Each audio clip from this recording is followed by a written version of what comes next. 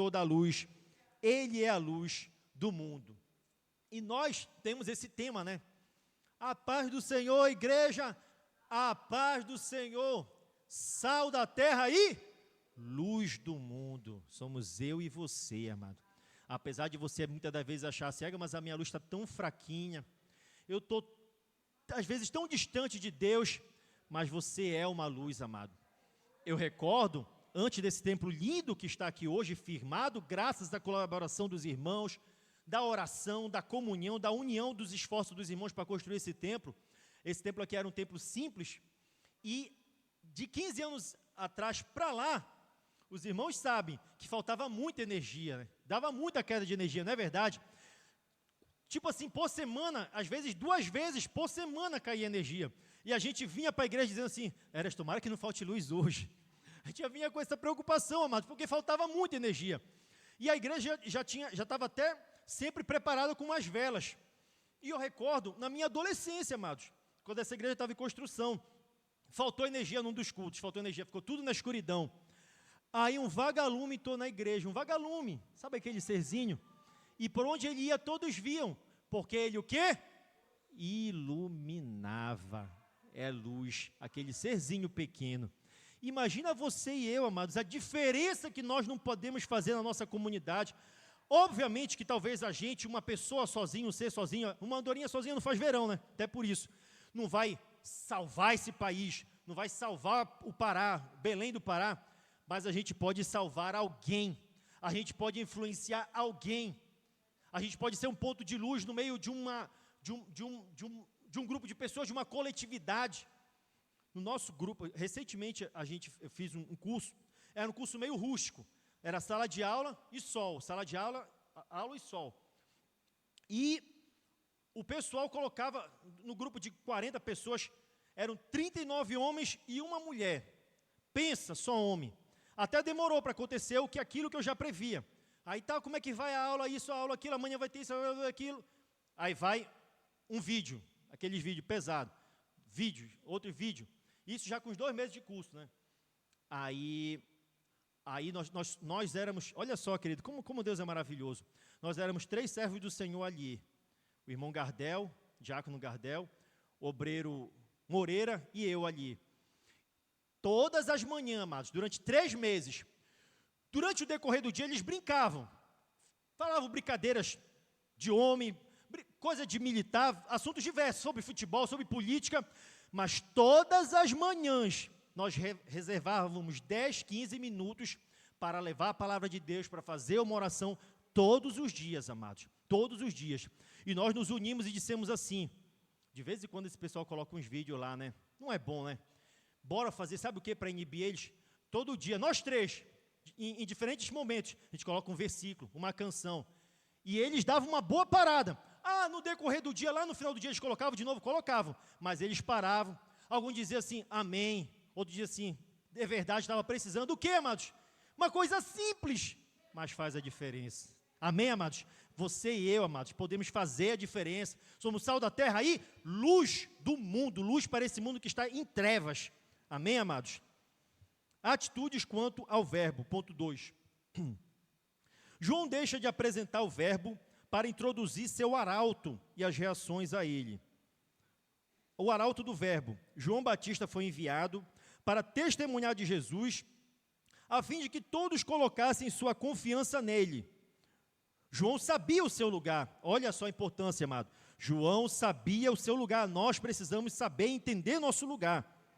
Ele era o arauto da luz e não a luz. Ele era o amigo do noivo e não o noivo. Ele era a voz e não a mensagem. Era o servo e não o Senhor. Jesus é a verdadeira luz que ilumina a todo homem.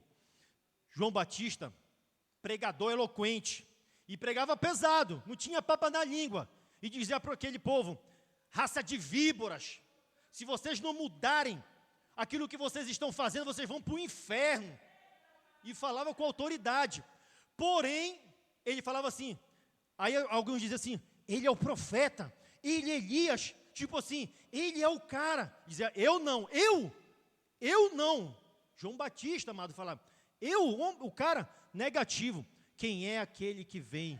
Não sou digno nem de desatar as sandálias dos seus pés, não sou digno, não sou merecedor. Ele é o Criador. Eu sou o meio, mas Ele é o fim. Quão bom seria, amados, se nós tivéssemos essa consciência. Muitas das vezes, algumas pessoas, alguns líderes, algumas lideranças, alguns pregadores, ou algumas cantoras, quando pegam um sucesso, pegam um poder, às vezes deixa se levar por aquilo, pela fama, pelo sucesso, pelo dinheiro. Eu, particularmente, já tive experiência, sabe, triste com isso, que eu vi assim, Eiras, olha aquele homem de Deus, gosto muito da mensagem, eita, aquele é homem de Deus, e que a gente vai assim, querer uma foto, alguma coisa, dá uma paz do Senhor assim, eu quero dar a paz do Senhor para aquele homem de Deus ali, e que a gente percebe um distanciamento, para evitar ali, e aí eu fiquei observando, será que é comigo? Não, e que para pegar a Bíblia, tudo bem que tem gente elegante, realmente, que já é dele a elegância, mas tem gente que força, sabe, uma situação para mostrar que está acima. Quando Jesus nos ensinou, quem quer ser o maior, seja o menor. Seja o menor. Sirva, é para servir. Nós estamos para servir, amados. E João não fazia isso não, dizia, eu sou o cara negativo, eu o profeta, está ali o profeta. Ele é o Filho de Deus, e ele veio antes de mim. E talvez aqueles que estavam ali não entendiam. Mas como ele está falando que Jesus veio antes dele? João Batista era mais velho do que ele, mais ou menos 6 meses. Como ele diz que Jesus veio antes dele? Se não tiver a compreensão espiritual da coisa, não pega. Assim como na casa do Senhor, amados. Quantos profetas, homens de Deus, às vezes revelações no ciclo de oração, ou em algum momento, que o Deus está dando pistas. Deus está usando profetas. Deus está usando pregadores. E Ele dá sinais. Cuidado, igreja, cuidado com quem andas, cuidado com o que fazes, e a pessoa está na casa do Senhor assim, despercebida, dizendo assim, isso não é para mim. Se nós pudermos fazer com que todas as ministrações, antes de dizer assim, não, eu vou trazer para mim, eu vou melhorar, eu quero ser o servo do Senhor melhor, porque a gente tem que pensar na eternidade, amados. Não é aqui, muitas das vezes a gente fica constrangido. As pessoas dizem assim, sou conhecedor do meu pecado, estou em pecado, mas se eu não pegar aqui o pão, vão me olhar, então eu pego, tipo assim, se preocupa com a opinião dos outros, e não se preocupa com o mais importante, que é a sua salvação, amados, porque está explícito aqui, todas as vezes que nós vamos tomar a ceia do Senhor, a ceia sagrada, aquela ministração, se você for ler, aquilo ali dá uma limitação. Não pegue para a sua condenação, amados. Não pegue, se tiver em pecado, deixa para a próxima, pede perdão a Deus, porque o que diz em Crônicas 7,14, se o meu povo, que se chama pelo meu nome, se humilhar e orar, e se arrepender dos seus maus caminhos, né, e buscar a minha face, e se arrepender dos seus maus caminhos, então eu ouvirei do céu, perdoarei os seus pecados e sararei a sua terra. Então existe um processo nisso. Mas depois desse processo, Deus dá a vitória. E sararei a sua terra, lhe darei vitória. Mas você precisa passar pelo processo. Amém, amados?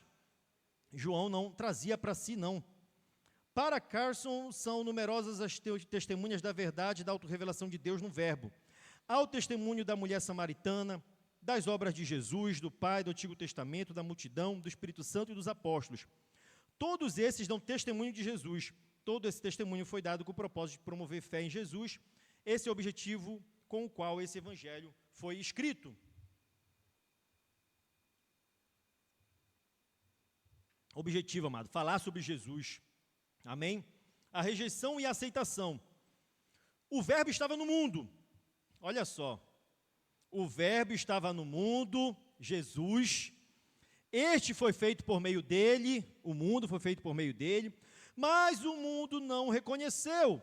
Ele veio para os judeus, o povo escolhido que lia o Antigo Testamento, professando esperar por sua vinda. E mesmo assim, quando ele veio, os judeus não o receberam. Eles o rejeitaram, o desprezaram, o pregaram na cruz. Jesus veio para o que era seu, e os seus não o receberam.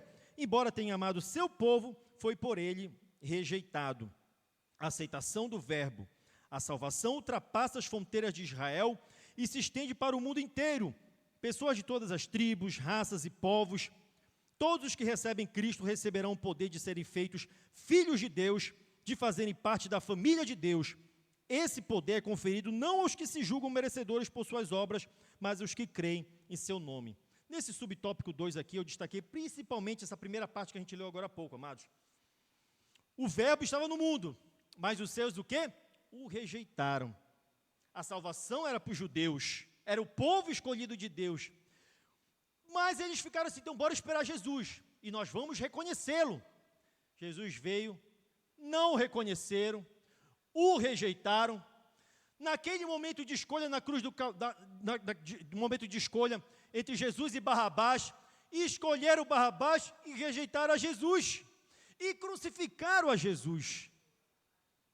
Aí eu fico pensando assim, muitas das vezes a gente pensa assim, como é que eles puderam fazer isso, né? Que irracionalidade, que irresponsabilidade, que falta de temor, que falta de visão. Agora aqui para nós, será que muitas das vezes a gente não faz isso? Como assim, pastor? A gente não escolhe Barrabás, não. Nós temos 24 horas por dia, nós, para descansarmos, para fazermos uma leitura, para assistirmos algo, para brincarmos com a família, para trabalhar. Quanto tempo nós tiramos para Jesus? Aqui não precisa ninguém responder, até porque eu também não tiro o tempo que deveria. O dia tem 24 horas. Se a gente for tirar a questão do dízimo, seria 10%. Seria mais de 2 horas por dia que nós deveríamos tirar para Jesus. Orando, lendo a palavra de Deus, louvando. Todos os dias nós deveríamos tirar mais de 2 horas para Deus. Será que nós fazemos? Eu não faço. Posso fazer sim uma vez ou outra, mas não faço diariamente. Isso não é negar Jesus? Será que a gente tira 1 hora para Jesus? Será que a gente tira meia hora todo dia para Jesus? Todas as vezes que a gente não faz isso, a gente diz não para Jesus, e sim para o nosso querer, para a nossa brincadeira, para o nosso lazer, para a série, para filme, para outras coisas, senão a vontade de Deus. Então essa é para a nossa reflexão, amados. Todas as vezes que nós poderíamos, não estou falando de doença, de trabalho, não, que nós poderíamos vir à casa do Senhor e bate aquela preguiça, e você vê um vídeo engraçado, ou aquele filme que você estava assistindo e ainda não acabou, diz assim, acho que hoje não vai dar tempo não, eu vou no outro dia. Todas as vezes que a gente deixa de vir à casa do Senhor para fazer outras coisas fúteis, nós estamos negando a Jesus. Amém, amados? Então, da próxima vez que você pensar assim, como é que esse povo foi escolher Barrabás e não escolheu Jesus? Será que em todos os momentos nós escolhemos Jesus? Então, isso aqui é para nós, amados, para aprendizado nosso. Amém? A encarnação do Verbo. E o Verbo se fez carne e habitou entre nós, cheio de graça e de verdade. E vimos a sua glória, glória como do unigênito do Pai. Depois de afirmar a perfeita divindade do Verbo, João agora assevera a sua perfeita humanidade. Jesus é 100% Deus e 100% homem. É perfeitamente Deus e perfeitamente humano. E aí a gente pode reportar aquilo que, na Semana Santa, que foi a semana passada, sexta, sábado e domingo, quando Jesus, antes de entrar no Gólgota ali, antes de ir para a cruz do Calvário, ele, como sendo uma pessoa física, ele era 100% Deus, mas era 100% homem. E aí, quando ele percebeu que ele ia passar por todo aquele sofrimento, ele disse, Pai, se possível for, Pai, passa de mim esse cálice. Não queria sofrer não, amados. Ele saberia que fisicamente, como homem, ele sentiria a dor dos pregos nas mãos, dos pregos nos pés, da coroa de espinho. Eu soube que foi feito semana passada, os irmãos estão de parabéns, assisti uma parte, e eu soube que ali foi no Márcio, né? E ele mesmo fez ali a coroa, a mamãe falou, digo, que bom, criatividade, né? Fez, que bom, parabéns, amado. Nós precisamos sim reforçar essas tradições sempre que pudermos, reforçar que Jesus Cristo morreu na sexta-feira assim, na cruz do Calvário, sofreu todo aquele sofrimento como homem, porque era 100% homem, mas ao terceiro dia, no domingo, ele ressuscitou entre os mortos, porque era 100% Deus. Era Deus, ele ressuscitou, ele tirou das mãos do diabo a chave da morte. O inimigo pensou que tinha acabado, ele pensou que eu e você não teríamos oportunidade de vida eterna, ele pensou que a cruz seria o fim, mas a cruz era o início, amado, o início da vida eterna para mim e para você. Amém? A ressurreição de Cristo. Então, Jesus era assim 100% homem, verdade, mas também era 100% Deus. O verbo se fez carne.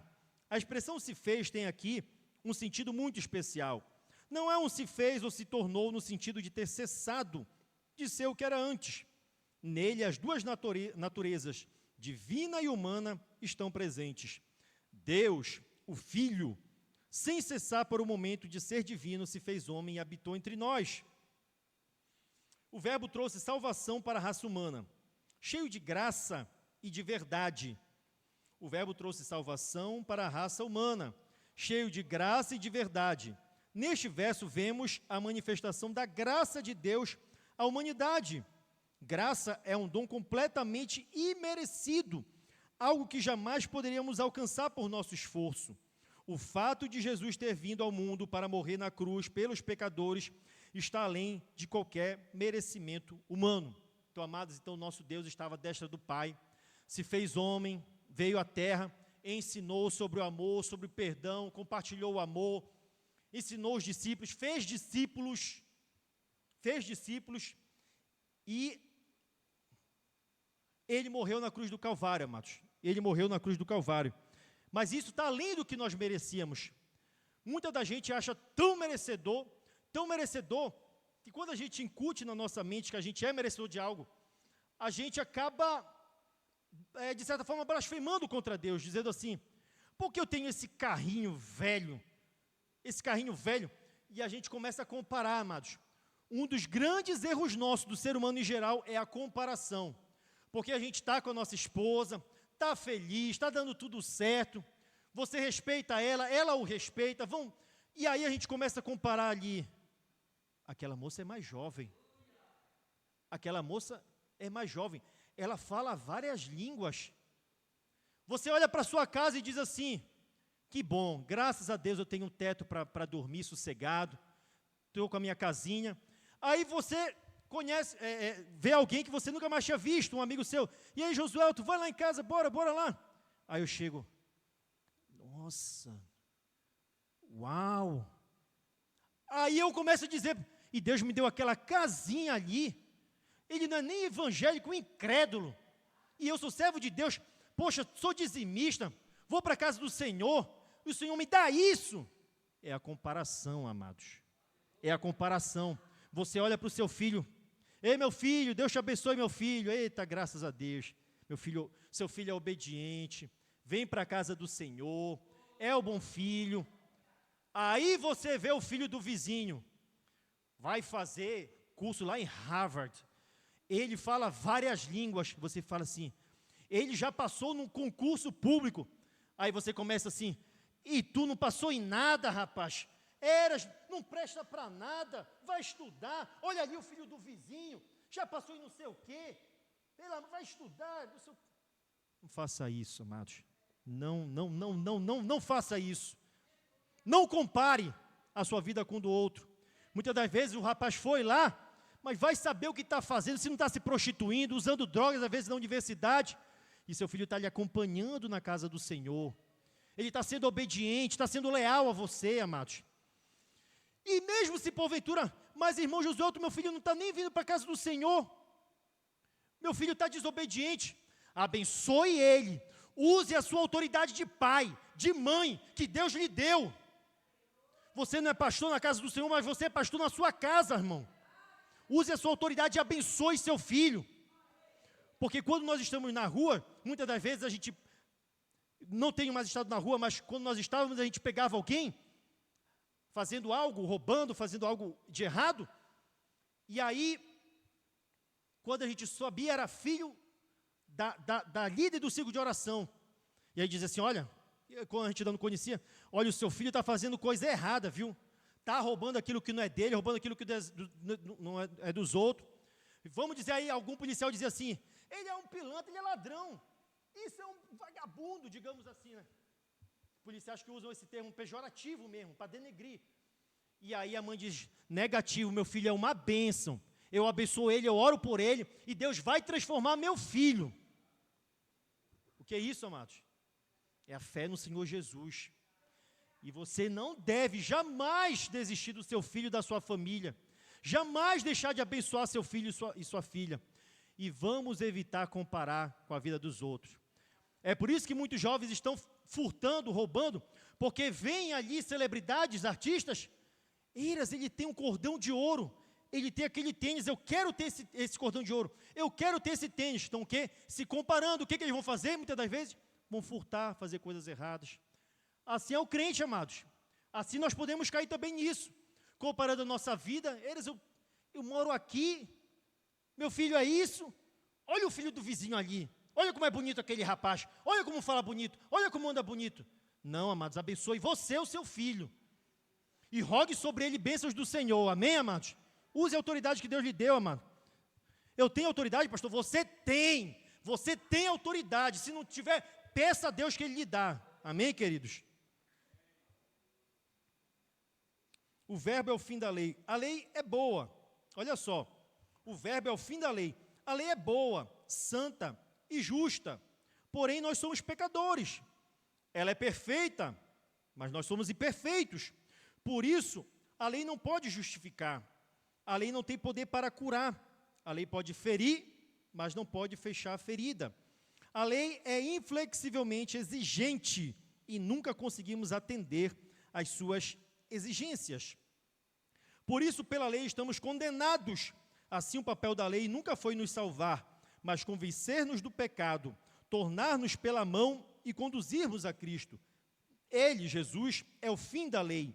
Nele encontramos graça e verdade. Moisés foi o mediador da lei. Jesus Cristo é mais que mediador, é a corporificação da graça e da verdade. Amados, antes, quando eles viviam naquele período da lei, e que as coisas eram pesadas, e que a vida era tirada assim, por qualquer coisa que se fizesse, alguém, né, foi tocar ali na Arca da Aliança, aquela arca que era sagrada, e o quê? Foi fulminado na mesma hora, porque tocou. Mas nosso Deus foi tão bom, que enviou Jesus, e depois de Jesus, que trouxe sobre si os nossos pecados, hoje nós não precisamos mais de mediador, como era no período da lei, que precisava do sumo sacerdote, não tinha esse contato direto com Deus, precisava levar as orações para o sumo sacerdote, para um profeta, para ele levar a Deus. Mas a partir de Jesus Cristo, amado, nós temos o contato direto com Deus. Você e eu temos contato direto com Deus. Então nós podemos dobrar nossos joelhos. Pastor, mas sou pecador. Eu também sou. Todos somos pecadores. Esse favor de Deus é uma graça imerecida. Nós não merecíamos. Mas se nós nos arrependemos do nosso pecado, dobrarmos o nosso joelho e dizer, Senhor, eu não sou digno, Pai, mas recebe a minha oração, Senhor, que ela possa subir ao teu teu trono sagrado, Pai amado, que suba como incenso suave diante das tuas narinas. Tem misericórdia de mim, perdoa os meus pecados. Não tenha dúvida, amados, Ele escuta a sua oração, perdoa os seus pecados, mas como diz Jesus, vá e não peques mais. Não pode todo o tempo incorrer no mesmo erro. Deus não é bobo não, amados. Ele sabe muitas das vezes quando alguém aceita Jesus por causa de uma menina que ele quer conquistar, ou quando muitas das vezes aceita Jesus para fugir do crime organizado, apenas para isso. Deus sabe, mas Ele tem poder para transformar. Amém? Muitas das vezes o objetivo do homem para aceitar Jesus, porque ele quer ver uma menina da igreja, ele quer estar perto dela. Ou ele diz que quer aceitar Jesus e é falso do coração dele, porque ele está com medo do crime organizado. Porque nós sabemos que existe uma lei do crime, que se a pessoa tiver na igreja certinho, geralmente eles não mexem. eles respeitam, geralmente. Então, muita da gente faz isso como uma forma de fugir. Mas Deus pega eles, amado. O Espírito Santo de Deus pega eles. Por isso eu digo assim, meu irmão, eu posso aceitar Jesus com cigarro, bebendo? Eu posso aceitar Jesus prostituto? Pode, vem como está, vem, aceita Jesus. Eu não sei como vai ser amanhã, eu também não. Mas se o Espírito Santo de Deus começar a tocar no coração, ele vai transformando, vai deixando o cigarro, vai deixando a prostituição, vai deixando a bebida, tudo de errado e vai se entregando para Deus. Deus tem poder ou não tem poder para transformar, amados? Nós temos inúmeros exemplos, aqui nós temos exemplos. Então, se for falso, Deus sabe, mas Ele tem poder para transformar. Amém, amados? Então, a lei, ela é pesada, mas a graça de Deus, ela é maravilhosa e nos dá vida, e como nós já lemos, vida em abundância. O último subtópico 3, o verbo é o revelador do Pai. Deus é invisível, pois é Espírito. Contudo, Jesus, o verbo eterno, veio ao mundo exatamente para nos revelar Deus. Concordo com Davi Stern quando diz que João ensina que o Pai é Deus, que o Filho é Deus. Contudo, faz uma distinção entre o Filho e o Pai, para que ninguém possa dizer que o Filho é Pai. João declara que o Verbo encarnado tornou Deus conhecido. Veio para revelar o Pai. Nem Abraão, amigo de Deus, nem Moisés, com quem o Senhor tratava face a face, puderam ver a glória divina em sua plenitude. Contudo, Jesus pode nos tomar pela mão e nos levar a Deus. Ninguém pode ir ao Pai senão por Ele. Ninguém pode conhecer o Pai senão através de sua revelação. Ele é a perfeita imagem do Deus invisível. Ele é o resplendor da glória, a expressão exata do ser de Deus. Quem o vê, vê o Pai, pois Ele e o Pai são um. Aplicação pessoal. Jesus é o Filho de Deus. Depositar a fé nele garante-nos força, coragem e segurança para a nossa caminhada cristã. Amados, ficou claro a lição? Irmãos, aprenderam alguma coisa hoje? Amém, amados? Como ainda tenho mais uns 5 minutinhos, eu queria falar com vocês algo, dei uma acelerada justamente para falar sobre o amor de Deus, mas sobre trabalho, sobre obra do Senhor. E aí, se não falei no começo, e falo agora, os irmãos bem sabem que nós estamos à frente de uma igreja, lá na Pratinha 2, amados. Uma igreja longe, é distante. Quando amigos nossos vão de Uber, nossos familiares, que não dá só no carro, né? Geralmente dá entre 30 e 40 reais, varia. 30 e 40 reais para ir e 30 e 40 reais para voltar. Tem um custo, tudo mais. E amados, eu quero agradecer a Deus, porque a minha mãe já falou que a igreja tem orado, o ciclo de oração tem orado, a escola dominical tem orado, e nós pedimos aos irmãos que continuem nos ajudando em oração, continue orando pela obra do Senhor lá. É uma igreja pequena, uma comunidade carente, uma obra carente. Mais sério do que uma comunidade carente, é uma obra carente. Então, o que acontece? Para os irmãos terem uma ideia, quando nós chegamos lá, mais ou menos 6, 7 de janeiro, a gente assumiu, e o pastor que saiu falou, olha, nós compramos alguma coisa, viu, deve chegar o boleto, amém, pastor, obrigado e tal, pá. Aí, quando foi 17, 18 de janeiro, aí chegaram 2 boletos, né? Um de 300, um de 290 reais, que era do microfone, data show que eles colocaram. São muito esforçados, irmão, apesar de uma comunidade carente, mas eles são esforçados nesse sentido, de retribuir, eles dão o dízimozinho deles, é uma comunidade mais carente do que a nossa. Mas no sentido de dízimos e ofertas, eles são certinho. E aí a gente chegou, aí eu falei com o líder da tesouraria, né? Chegou esse boleto aqui, 2 boletos, 590 reais, né? Aí, quanto temos em caixa? Quanto a igreja tem em caixa? Aí o tesoureiro falou, não, pastor, não tem nada, não. Eu falei, não, mas não tem recurso, assim, não tem em caixa nada? Não, pastor, não tem nada em caixa.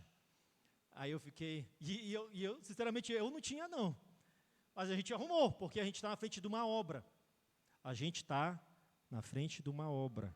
A gente está na frente de uma obra. O que eu quero chamar a atenção da igreja?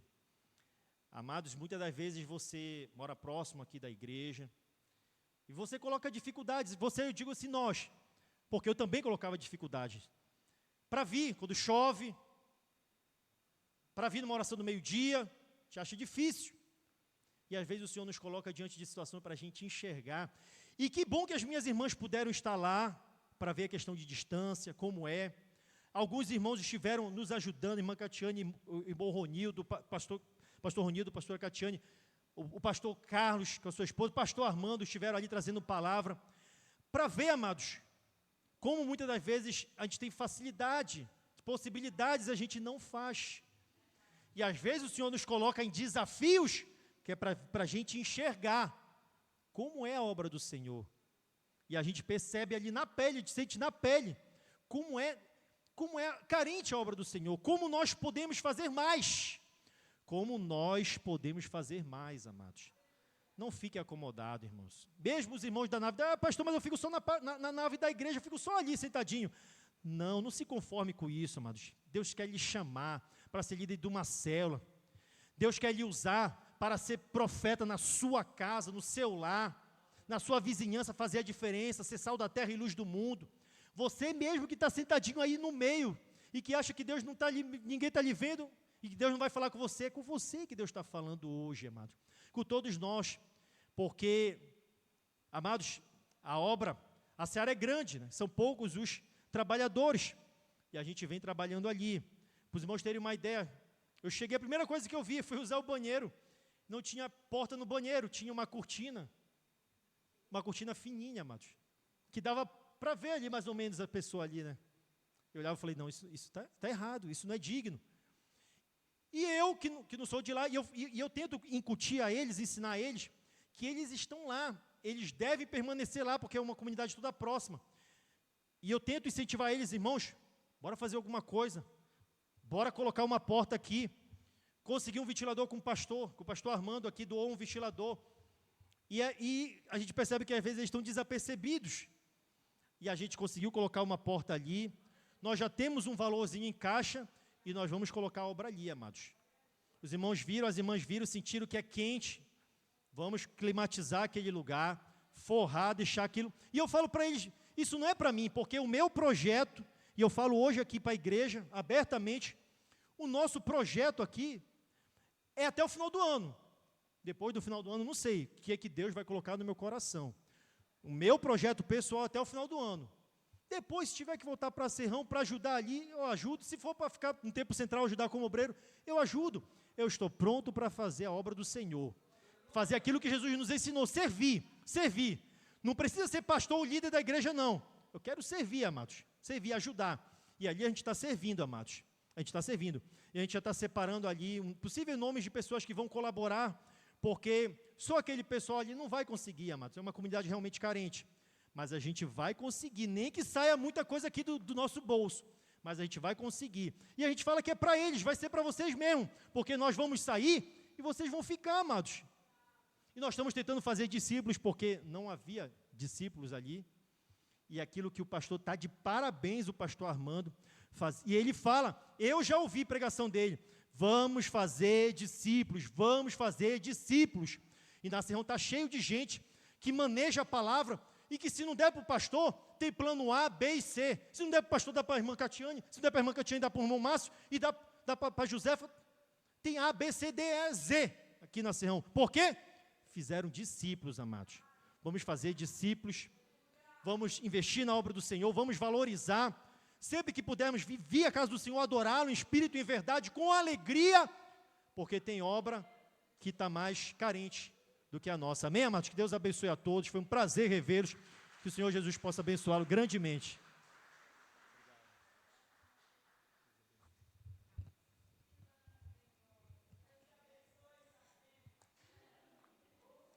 Esse aplauso foi para o pastor Yelton. Então, bora mais um, bem forte para o Senhor Jesus Cristo. O primeiro foi para você, pastor Yelton. Agora foi para Jesus Cristo. Amados,